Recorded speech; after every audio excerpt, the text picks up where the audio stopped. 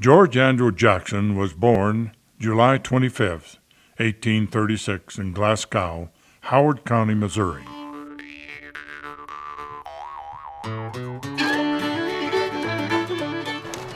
He was 16 when his famous cousin, Kit Carson, came back to Missouri after being gone for 20 years.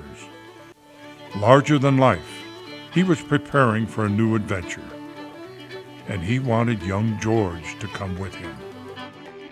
Carson taught George well, running wagon trains, surviving in the mountains, prospecting. Jackson found work in the gold fields. Hard work.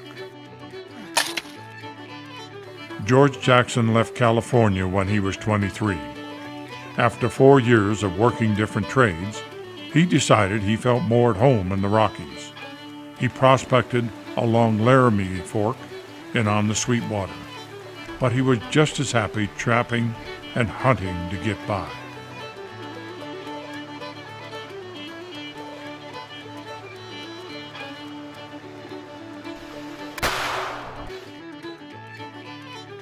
In the summer of '58, George had prospected and hunted his way down the Cache la Poudre, exploring every side canyon between Fort Laramie and Vasquez Fork, named after the famous trapper and trader. It is now known as Clear Creek. Working the creek one day was an extra clever fellow by the name of Tom Golden. Jackson was fishing upstream and lost his balance.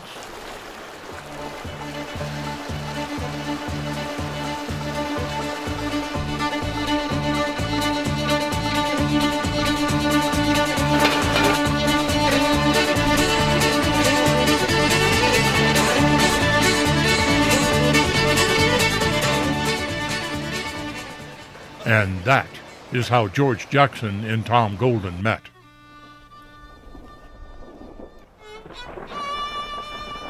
Jackson spent Christmas Day in the company of his good friend Tom Golden, along with James Payne, who became one of the founders of Idaho Springs.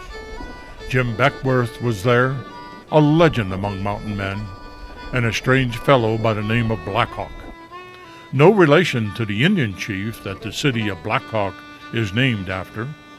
He was later hung for stealing horses.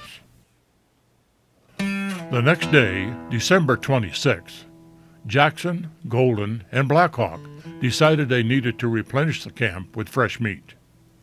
Following an old Ute trail, they traveled 8 miles to what is now Bergen Park, where the game was plentiful. Jackson followed the elk herd, pushing them several miles to the ridge. Then something caught his eye that made him forget all about elk hunting, away down to Clear Creek. Leaving his companions, Jackson packed some blankets, along with elk meat for him and his dogs. He headed down over fallen timber, through snow 4 feet deep towards the creek. The next day, he traveled 8 miles up Clear Creek to a small tributary now known as Soda Creek. He noticed algae growing in the water and snow melted around the springs. And then he heard something. It was called Idaho, a Ute word meaning gem in the mountains. The creek was the dividing line between the Utes and the Arapahoes. But the hot springs were neutral territory. Bighorn sheep were plentiful around the spring, so there was meat for Jackson and his dogs.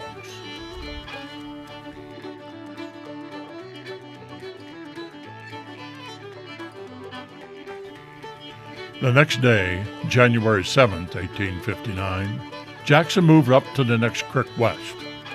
The gravel looked good there, but was hard frozen.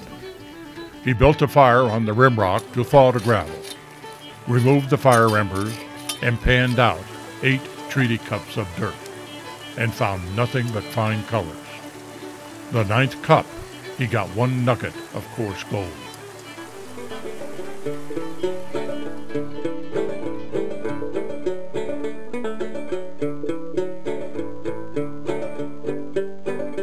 Jackson stayed in camp 4 days, nursing his dog Drum, who was injured in a fight with a wolverine. High winds and cold also kept him from leaving his shelter. Finally, on January 11th, he started back down the creek, and 3 days later he made it to Arapahoe City and a good meal of State's grub. Number 4 beaver trap. Well, you know, we'll grub steak and we'll head up in the spring. It's gonna take a lot of work. We're gonna need a lot of tools. I figured we'd let those boys from Chicago in on it. Oh, I don't like that idea. We should keep this to ourselves. Jackson and Golden argued over bringing in partners to help with the hard work and had a falling out. I don't care how much grub they have, and I don't care how much mining tools they have. We've got to keep this between ourselves, keep our lips tight. No, they're good men, and they're looking to dig. They're not good men. They're shifty. We can't get up there by ourselves. We have to take the wagon apart. We have to truck it across. I think we can do it. I just came down. We're not getting up there. I don't like this at all. Golden left and was never heard of again. Jackson took on new partners from Chicago and returned in April 1859 to the spot of his discovery. It took 2 weeks to get their wagon and supplies up the valley to what is now Idaho Springs. Jackson never let on to anybody about the discovery, even his partners, until they reached Chicago Creek. In the first week, they netted $1,900 in gold. But Jackson needed more tools and grub to keep his venture going. Eventually, he had to return to civilization to replenish his supplies. Mr. Jackson, we've got your 10 pounds of coffee and 50 pounds of red beans, 25 pounds of salt, and 50 pounds of flour. There's 20 blankets and 12 pairs of boots. The assorted tools and tack, that's $75. Henry's about got you loaded. Is that cash or dust? Jackson had no choice but to pay with his found nuggets. That ought to cover it. The cat was out of the bag. Mercy. Lord have mercy. Eventually, a total of $1 million was taken from the vicinity. As Jackson feared, over 50,000 men swarmed into the region during that eventful year, 1859.